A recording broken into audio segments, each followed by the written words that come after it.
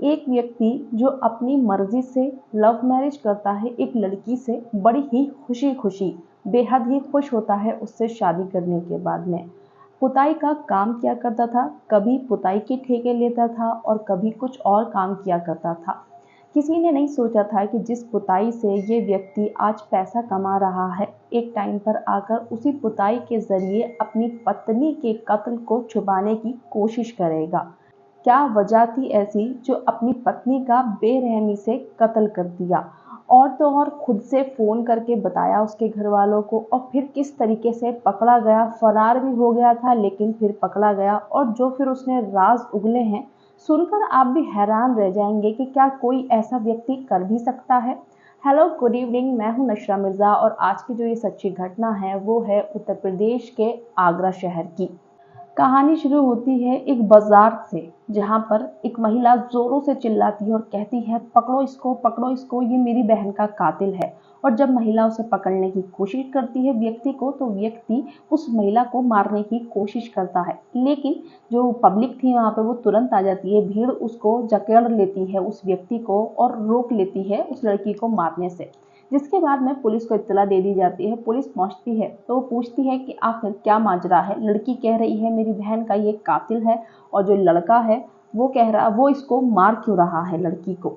तो लड़की बताती है कि इस व्यक्ति ने मेरी बहन का कत्ल कर दिया है बेरहमी के साथ में, जिसको पुलिस ने अपनी हिरासत में ले लिया था। उस व्यक्ति का नाम है शक्ति सिंह। शक्ति सिंह उत्तर प्रदेश का शहर आगरा, आगरा का एक इलाका नाई की माड़ी की सुंदरपाड़ा का रहने वाला था। और जो लड़की जिस इल्ज़ाम लगा रही थी उसका नाम था गीता। और गीता की जो बहन थी जो कह रही थी मेरी बहन को इस व्यक्ति ने कत्ल कर दिया है, इसको पकड़ो ये कातिल है, उसका नाम था पार्वती। पार्वती दरअसल भोपाल की रहने वाली थी। 4 साल पहले उसके माता पिता का देहांत हो गया था। जो उसकी बहन गीता आगरा में रहा करती थी, तो फिर उसके पास आकर रहने लगी थी।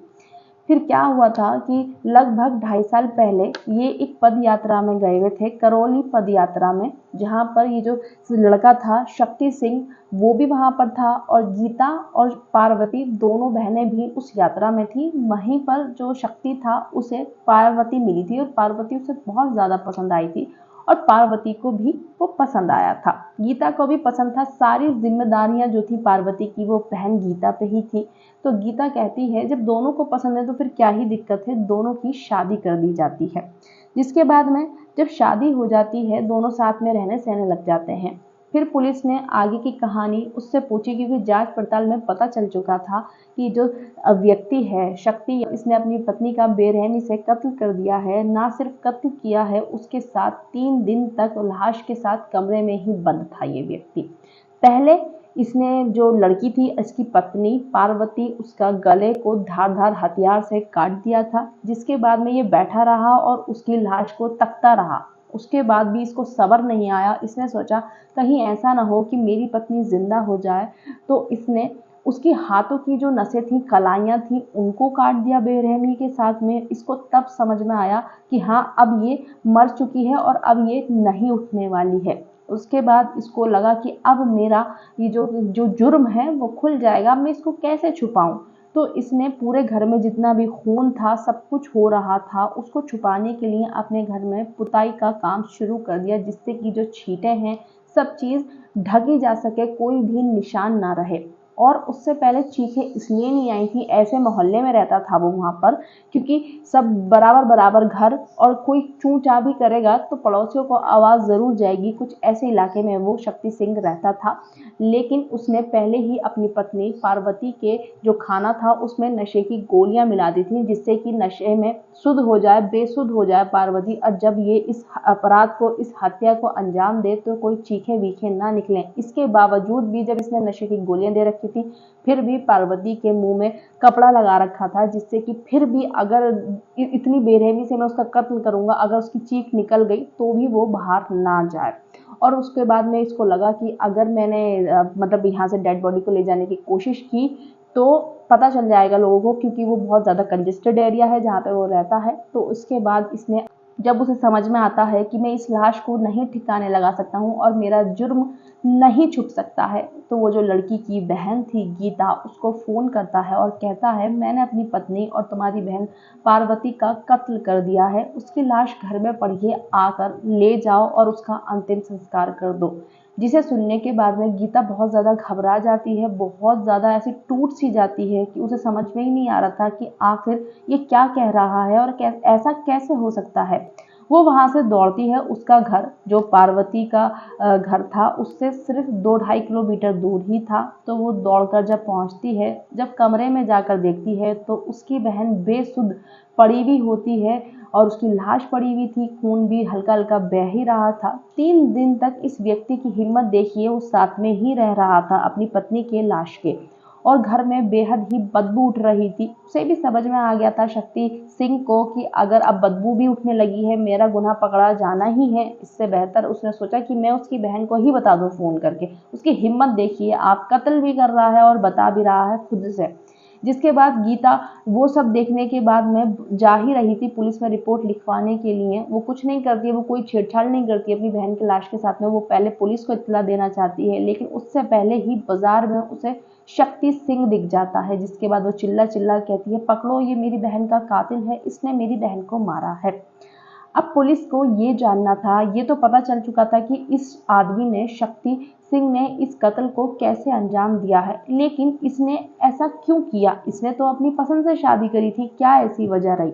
तो शक्ति सिंह ने बताया कि ये जो व्यक्ति है शक्ति, ये हमेशा पद यात्राओं पर जाया करता था। कहता है कि मैं बहुत ज़्यादा धार्मिक इंसान हूँ, मैं बहुत पद यात्राओं पे, धार्मिक स्थलों पे मुझे जाने का बड़ा ही शौक है, और मैं अपनी पत्नी पार्वती से भी धार्मिक स्थल पे ही मिला था, मतलब पद यात्रा में ही मिला था।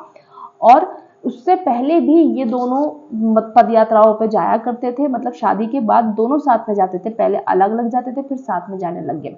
मीडिया रिपोर्ट के अनुसार पता चलता है कि अभी हाल फिलहाल में ही शक्ति वहाँ पे करौली पद यात्रा पर गया हुआ था और वहाँ पर उसका किसी ने जेब काट लिया था। जेब काटने के बाद में उसके पास पैसे वैसे नहीं थे, पैसे ना होने की वजह से वो अपने घर पे फ़ोन करता है और कहता है कि मेरे पास पैसे नहीं है, मेरे पैसे डाल दो थोड़े से, जिससे कि मैं आ जाऊं घर पर अपने आराम से।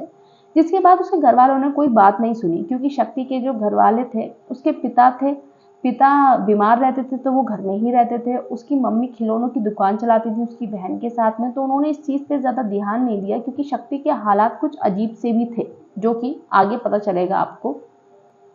तो उन्होंने पैसे नहीं दिए। जब ये लौट कर आता है तो ये अपने घर में बहुत झगड़ा करता है कि मैं वहाँ पे फंस गया था और तुम लोगों ने मेरी एक ना सुनी और मुझे पैसे नहीं दिए। जिसके बाद में उसकी पत्नी कहती है कि ये पैसे शायद इसलिए नहीं मिले होंगे क्योंकि तुम इतने नशे वशे करते हो, तो सबको लगा कि तुम नशे में धुत हो गए, हो सकता है तुम्हारी पॉकेट नहीं कटी हो। जिसके बाद शक्ति को ये चीज़ बहुत ज़्यादा बुरी लगती है और वो कहता है कि मुझे बहुत ज़्यादा रोक टोक करती थी और इंस्टाग्राम पर रील्स वगैरह भी बनाती थी।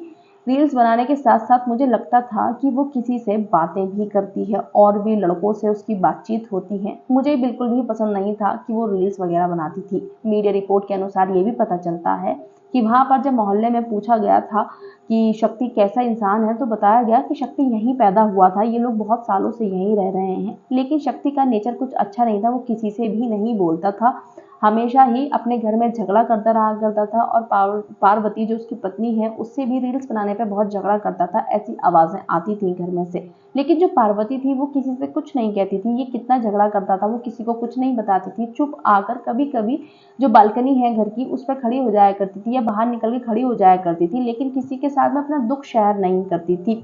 और दूसरी बात, पार्वती को कुछ लोगों ने देखा भी नहीं था, वो इतना घर में ही रहती थी, किसी से मिलती जुलती भी नहीं थी। फिर बताया इस व्यक्ति ने कि पार्वती ने जिस तरीके से मुझे कहा कि तुम नशे पत्ते करते हो, मुझे रोकती टोकती थी, तो मुझे ये चीज़ बहुत बुरी लगती थी और खुद तो रील्स बनाती थी वो इंस्टाग्राम पर। जिसके बाद में मैंने सोच लिया था कि अब इसको ख़त्म करना ही ठीक है, ये बहुत रोक टोक करती है मेरे पे। एक इतनी सी बात पर उसके गलत रास्ते से पार्वती उसे रोकना चाहती थी, लेकिन उस व्यक्ति को ज़रा भी इस चीज़ का एहसास नहीं हुआ कि ये मुझे गलत से रोक रही है। उसको लगा कि यही गलत है, तो उसने उसे ही रास्ते से हटाना अच्छा समझ लिया। 28 मार्च सन 2025 को ये व्यक्ति अपने बाजू में ही दुकान थी इसके परचूने की, वहाँ से जाता है लेने के लिए एक ब्लेड और कहता है एक ब्लेड दे दो मुझे। जिसके बाद में दुकानदार कहता है कि 3 रुपये 2 ब्लेड के, पहले जब मिलेगा। तो शक्ति कहता है कि 2 रुपए का ब्लेड आता है और तुम पहले सामान देने से पहले ही पैसे मांग रहे हो। तो वो कहता है व्यक्ति कि तुम पे वैसे भी पहले भी बहुत ज़्यादा उधारी चल रही है, पहले मेरे पूरे पैसे दो तब तुम्हें मिलेंगे। जिसके बाद शक्ति ब्लेड उठाता है और 3 रुपए दुकान में फेंक कर आता है और पैर पटकता हुआ वहां से चलता बनता है। ये दुकानदार ने बताया। वो कहता है कि मैंने सोचा भी नहीं था कि ये जो ब्लेड खरीद कर लेके जा रहा है उससे अपनी पत्नी की हत्या करने वाला है। शक्ति की हिम्मत देखिए आप कि वो किस तरीके से उसने अपनी साली को भी बताया फ़ोन करके कि मैंने तुम्हारी बहन का कत्ल कर दिया है, और पुलिस के सामने भी उसने अपनी निर्दयता को बहुत ही आसानी से मतलब बता दिया कि हाँ, मैंने सिर्फ इतनी सी वजह से ही अपनी पत्नी को रास्ते से हटाना अच्छा समझ लिया। आपका क्या कुछ कहना है इस बात पे कमेंट बॉक्स में ज़रूर बताना। और इस वीडियो का उद्देश्य किसी भी धर्म, जाति, समुदाय या व्यक्ति का दिल दुखाना नहीं है, सिर्फ और सिर्फ आप सभी को जागरूक करना है।